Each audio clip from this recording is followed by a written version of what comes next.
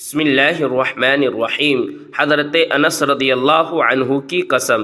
ابن ماجہ میں حضرت انس رضی اللہ عنہ کی روایت ہے، فرماتے ہیں کہ ایک مرتبہ میری پھوپھی نے ایک باندی کے دانت توڑ دیے۔ لوگوں نے معاملہ رفع دفع کرنے کی کوشش کی، مگر اس کے قبیلے والوں نے صاف انکار کر دیا اور قصاص کا مطالبہ کیا۔ معاملہ حضور صلی اللہ علیہ وسلم کی خدمت میں پہنچا اور حضرت صلی اللہ علیہ وسلم نے حکم شرعی یعنی قصاص کا فیصلہ فرما دیا، یعنی اس کے بدلے میں ان کے بھی دانت توڑ دیے جائے۔ آپ کا یہ فیصلہ سن کر حضرت انس رضی اللہ عنہ نے عرض کیا، یا رسول اللہ صلی اللہ علیہ وسلم، کیا میری پھوپھی کے دانت ٹوٹ ہی جائیں گے؟ قسم ہے اس ذات کی جس کے نے آپ کو نبی برحق بنا کر بھیجا ہے، اس کے دانت نہیں ٹوٹیں گے۔ رسول اللہ صلی اللہ علیہ وسلم نے فرمایا، انس کیسی باتیں کرتے ہو؟ کتاب اللہ میں قصاص کا حکم آیا ہے۔ حضرت انس رضی اللہ عنہ فرماتے ہیں کہ بعد میں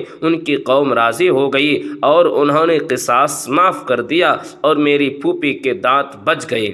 اس پر رسول اللہ صلی اللہ علیہ وسلم نے فرمایا، کچھ ایسے لوگ بھی ہوتے ہیں کہ اگر اللہ تعالیٰ پر قسم کھا لے تو اللہ تعالیٰ ان کی قسم پوری کر دیتے ہیں۔ یہاں یہ بات سمجھ لے، حضرت انس رضی اللہ عنہ کا یہ بات کرنا کہ دانت نہیں ٹوٹیں گے نبی کی حکم کی مخالفت کی بنا پر نہیں تھا، بلکہ اللہ تعالیٰ پر توکل کی وجہ سے تھا، اور اللہ تعالیٰ نے ان کی بات کو پورا فرما دیا۔ دل کی مراد پوری ہوگی۔ ایک مرتبہ 4 حضرات طواف کر کے بیت اللہ شریف کے قریب بیٹھے تھے۔ ایک کا نام تھا مصعب بن زبیر رضی اللہ عنہ، اور دوسرے تھے عبداللہ بن زبیر، اور تیسرے عبد الملک بن مروان، اور چوتھے تھے عبداللہ بن عمر رضی اللہ عنہ۔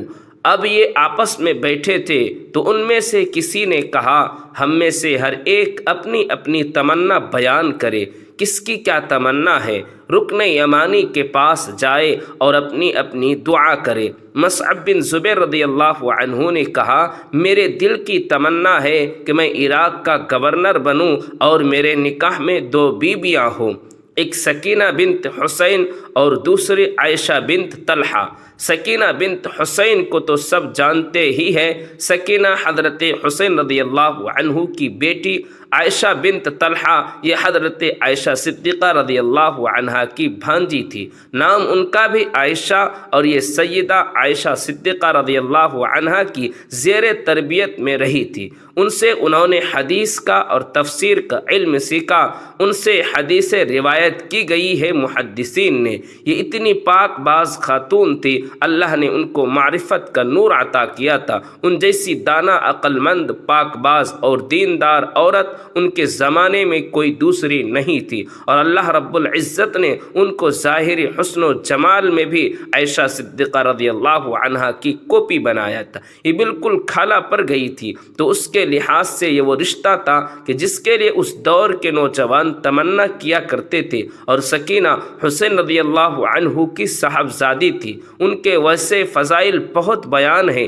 وہ جگر گوشے نبی کی بیٹی تھی، سعادات میں سے تھی، ان میں تقوی کی زندگی تھی، فضیلت کی زندگی تھی، تو انہوں نے یہ 2 تمنائیں ظاہر کی کہ اللہ تعالیٰ کرے یہ 2 رشتے میرے نکاح میں ہو اور میں عراق کا گورنر بنوں۔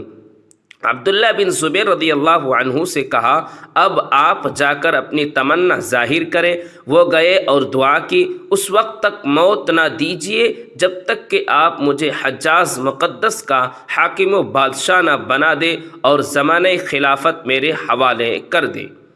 پھر عبد الملک بن مروان سے کہا، اب تم جا کر اپنی دعا کرو۔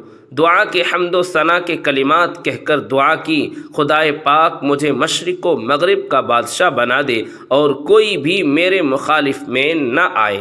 عبداللہ بن عمر رضی اللہ عنہ نے اپنی دعا میں کہا، اس وقت تک موت نہ دے جب تک کہ جنت کو میرے واسطے واجب نہ کر دے۔ کہا کہ میں جنت میں اپنے رب کا دیدار کرنا چاہتا ہوں۔ اللہ تعالیٰ کی شان دیکھیے کہ چاروں رشتہ داروں کی چاروں تمنائیں اللہ رب العزت نے ہو بہو پوری فرما دی۔ جیسے نیت کی تھی سب کو ویسا مل گیا۔ قبولیت کا وقت تھا، اللہ تعالیٰ نے چاروں کی دعا کو قبول فرما دیا۔ دوستو ویڈیو اچھی لگی تو چینل کو آپ ضرور سبسکرائب کریں، لائک اور شیئر کریں۔